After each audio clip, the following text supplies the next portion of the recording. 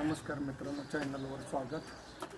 जो की कावळा मेल्यानंतर निवत ठेवतो त्याचा रेस्क्यू आलेला आहे मला, आणि ते रेस्क्यू करण्यासाठी पॉवर हॉस्पिटलमध्ये मी जात आहे.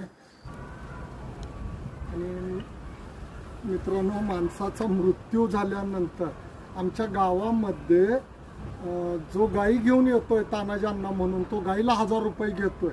हा कावळा जरी नाही आला तर आमच्याकडे जुनी म्हण आहे की त्याचा वैकुंठात तो पोचत नाही आणि मागच्या कुटुंबाचं सळलं होत नाही, असा हा समज असलेला जो जे पवार सरांचं हॉस्पिटल आहे त्या हॉस्पिटलमध्ये याला रेस्क्यू केलेला आहे. आणि किती सुंदर आहे बघा. आणि याला करंट लागल्यामुळं आपण आदिवासात त्याचा पकडलेला आहे आणि त्याला 4 दिवस पिंजऱ्यामध्ये ठेवला जाईल मित्रांनो, आणि सुरक्षित हा त्याच्या वातावरणात रिलीज केला जाईल. त्याला लाईटचा करंट लागल्यामुळं एकमेव त्याला सोडलेला आहे. आणि किती सुंदर कावळा आहे बघा. तो चावण्यासाठी, मला चावण्यासाठी त्याची चोच बाहेर घेऊन सुसज्ज आहे. आणि सुंदर अशा कावळ्याला आपण पवार सरांनी बोलवून प्राणी मित्रांच्या हवाली केला, त्याबद्दल त्यांचं शतशः अभिनंदन. व्हिडिओ आवडला तर मित्रांनो लाईक करा. याला मराठी भाषेत कावळा म्हणतात.